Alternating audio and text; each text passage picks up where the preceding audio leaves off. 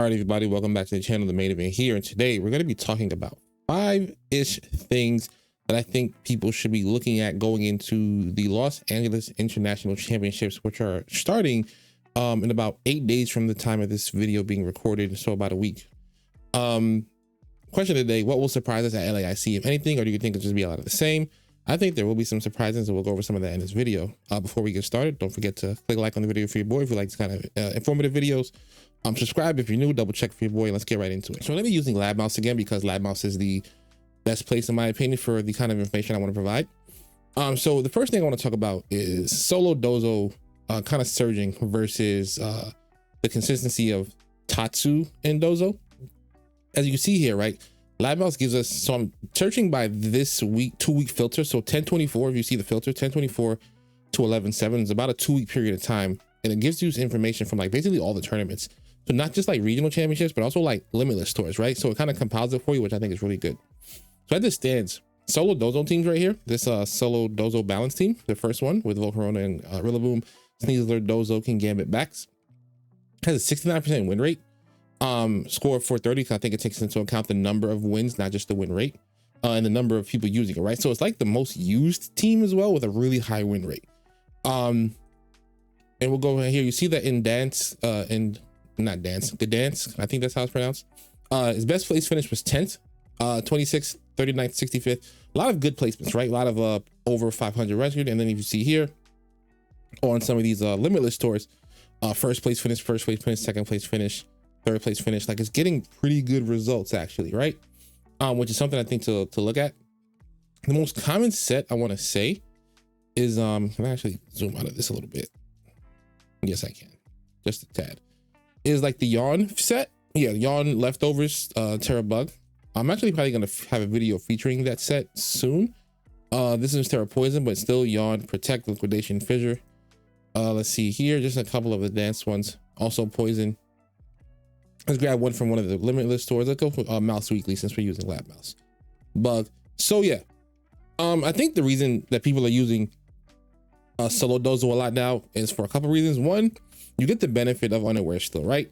Without killing one of your other slots with Tatsugiri, because sometimes Tatsugiri can be hard to bring to matches, just off the strength that once the Dozo does go down, it has a lot of trouble doing things on its own. And it's kind of just a free target. It's a dead slot if your opponent times it right, and most players at the high level are able to time it right. So you get the benefit of the unaware for opposing setup with Dozo without having to worry about your Tatsu just being a dead slot. So you get to put another Pokemon in that's really strong, right? I.e. the other 5 with it. I think Yawn also, because your Dozo doesn't have to like make the most out of its turns being on the field until it gets like hazed or destroyed. It gives you more room to click things like Yawn to help fill the team better, right? To give you some kind of board control. Whereas clicking like Yawn with Dozo, just kind of, and then having to protect with that Dozo while they switch, you don't really take like advantage of that as much with big Dozo, in my opinion. With this, you get a free turn of setup with Gambit, get a free Dire Claw off or something, right? On a switch in, you get a free turn of Quiver, you get like a Baxcalibur Icicle Spear off, and we'll go into Bax in a minute. So I think there's a lot of advantages to this. Now that's not to say that Tatsu Dozo is not doing well, right? Because in Gdansk it was 14, 21, 24. People do still believe in Dozo. Tatsu is still very strong. I don't personally think it's going to do that great in internet, because people don't show up to big events like that without Dozo checks, right? And because solo Dozo and Dozo Tatsu did so well at the last big regional championships, and it's doing pretty good in limitless stores as well, I think people are, whenever it's on the radar, Dozo was essentially worse with Tatsu. So people are going to be prepared for that. And I think because of that, it's not going to do as well as solo Dozo does, because solo Dozo is much harder to prepare for, in my opinion, right? Because you can't just haze it and then bully it. You have to worry about its partner way more than than you do with Tatsu. So that's that. And before we get into the haze stuff, I want to talk about haze a lot more as well. The second thing I want to get into is that Baxcalibur is actually competing for a top spot amongst the dragon Pokemon. You see here, it's on, not only is it on the most used team, you look at its results again, it's on a lot of teams. Like, everyone is kind of picking up the back strain. And then the second most used team is Dragapult, right? Dragapult's trying to like reclaim its top spot. It fell off for a little bit. You see Dragon Ball has a lot of good finishes, a lot of good results, a lot of good records here, a lot of usage. Even in the teams here, if you go to teams number 3 and 4, 5, 6, number 7, Dragonite is still very, very high usage. Dragonite has been innovating a bit, and we'll get into that in a moment. But actually, no, we'll get into it now, because Dragonite's been doing a lot of scale shot loaded dice stuff, which I think personally has inspired the use of the scale shot loaded dice Excalibur, right? Because Excalibur is a better loaded dice user than Dragonite is, because it gets the benefit of scale shot and icicle spear. Both of its stabs can use the loaded dice effectively. Not to mention Excalibur is just a very strong Pokemon. I want to say its attack stat is higher than Dragonite's. It's not relying on E speed without stab, whereas Ice Shard does get stab as well. I think the defensive Terra options you get on Excalibur are a little bit nicer. Like, for the most part, that I've seen, everyone's been running like Fairy on the Dragonite. Let's go ahead and check that, right? Because they'll give us some. Let me see. Is it like Fairy Scale Shot? So it's Steel or Fairy Scale, which is the issue with Steel and Fairy is that you still kind of like Fairy's still weak to Sneasler if they can kind of play around you, and Steel's still weak to Sneasler, whereas Excalibur is going to Terra out of that, and Poison resists Sneasler, and Poison also resists Poison resists both of Sneasler slabs. And I think Poison has just generally always been a good one for Excalibur, not to mention because Excalibur doesn't have the issue of hitting ground types the way Dragonite does, right? Dragonite has a big issue hitting ground types, whereas Excalibur can handle them. It can take a hit and it can destroy them, and then you can use that poison way more effectively than Dragonite would be able to.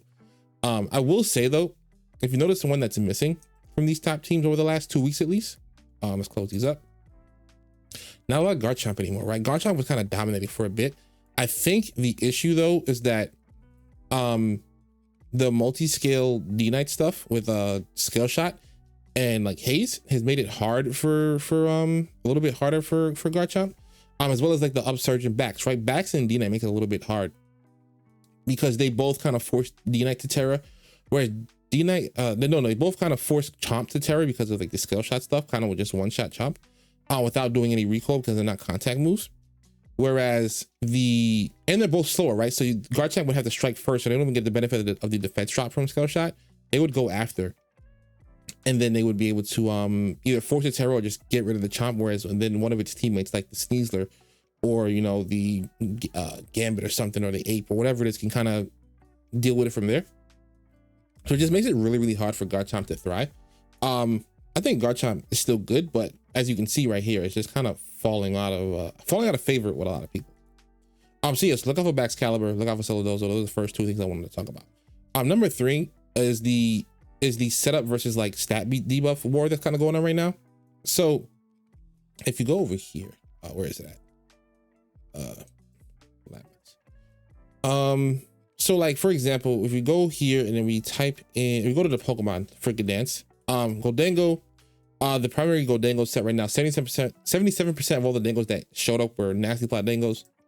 King Gambits, they're mostly Swords Dance. Yep, Swords Dance here. Even like the Dragonites are Scale Shot, so that counts as a form of setup. Our Chaladon is mostly Stamina, Assault Vest Stamina sets. The Volcaronas, they are Quiver Dance sets, right? So there's a lot of setup in the format. Is there any Combine Prims? There's some, very little bit, so I'm not even gonna count that. But like, as you can see, there's a lot of setup in the format right now. Even if you look at a couple other stores, like the Tommy Tuesday practice store that just happened, I think yesterday actually. Go down to the Pokemon, you see the Plot Goldangos, you see Volcarona had a lot of usage in this tournament. Yep, the Quiver Dance, Swords Dance, and Nasty Plot, Stamina, Scale Shot, a lot of setup in there.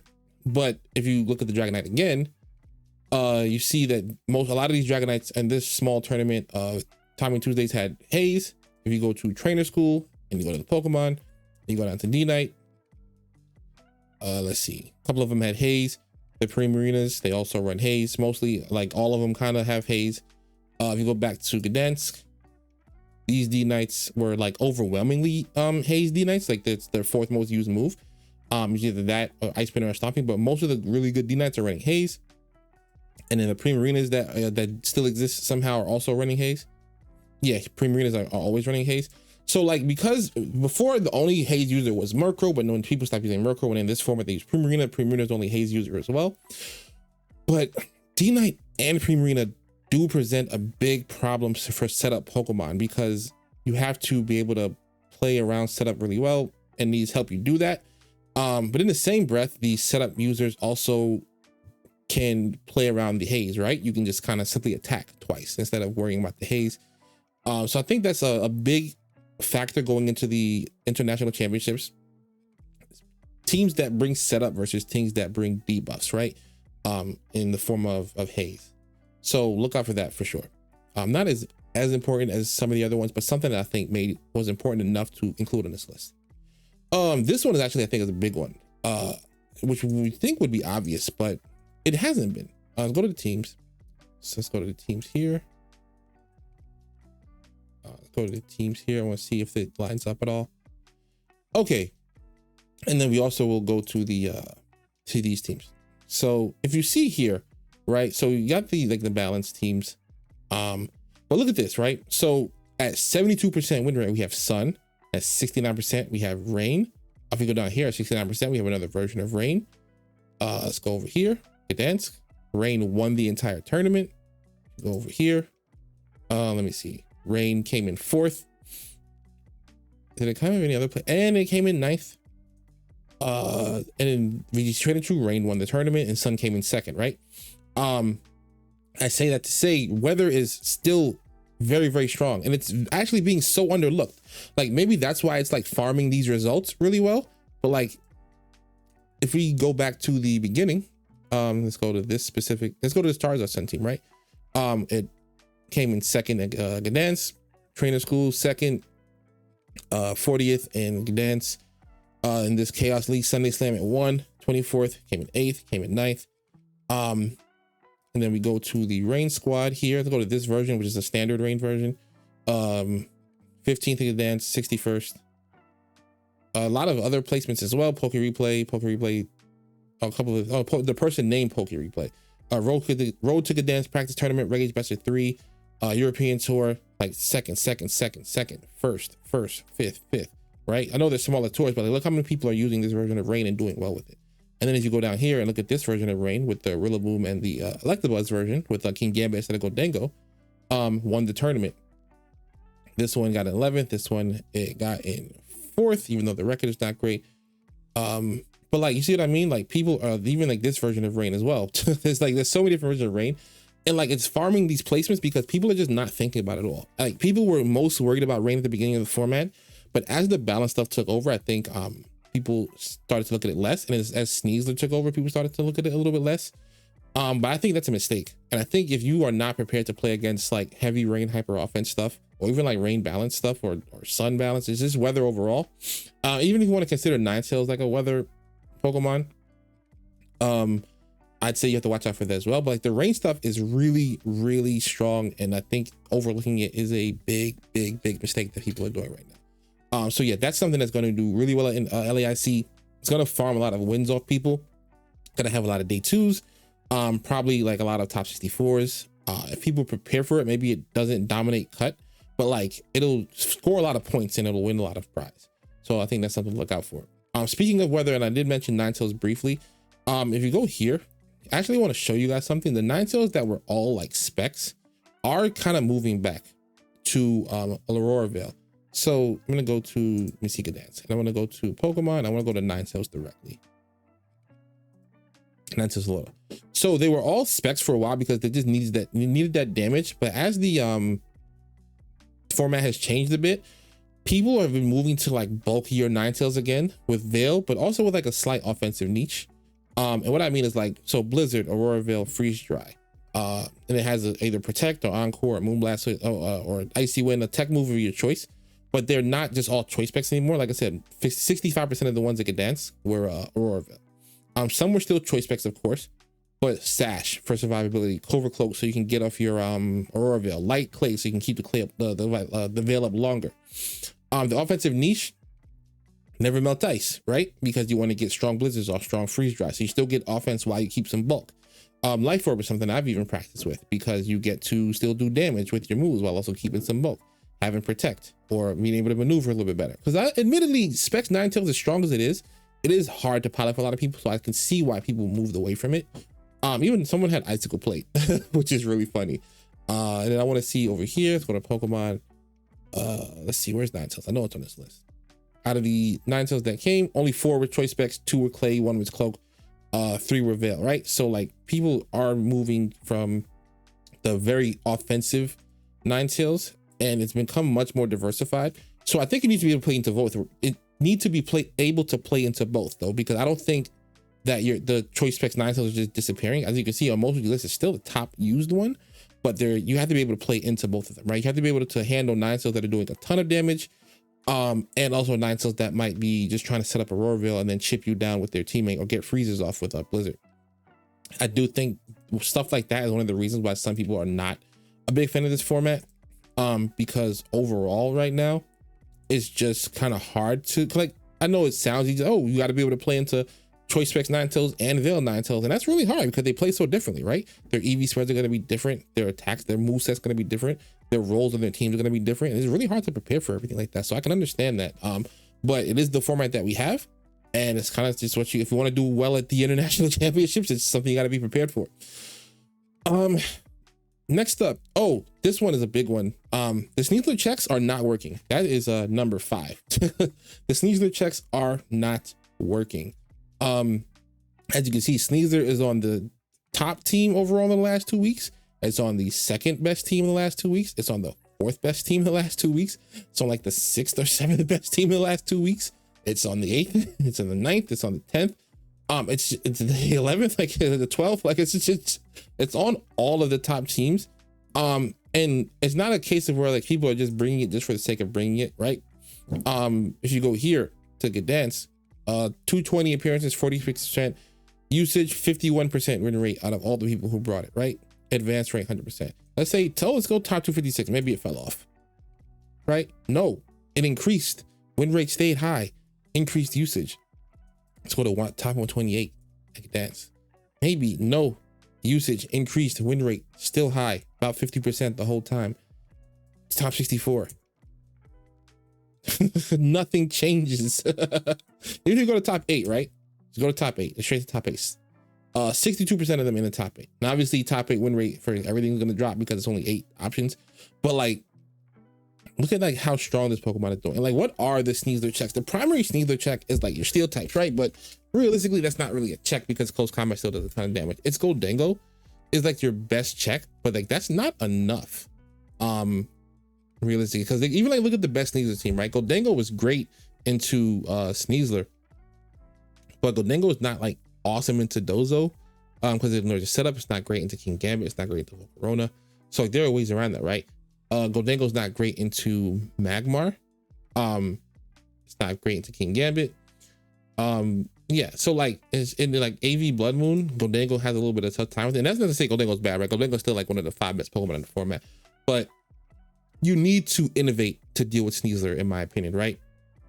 One of the most creative innovations I've seen so far for people to try and deal with Sneasler was like Klefki, because Klefki is immune to Dire Claw. It doesn't take 1 billion from it doesn't take super effective damage, at least from close combat, for example. And you can like Thunder Wave, get a speed drop on there, get a para.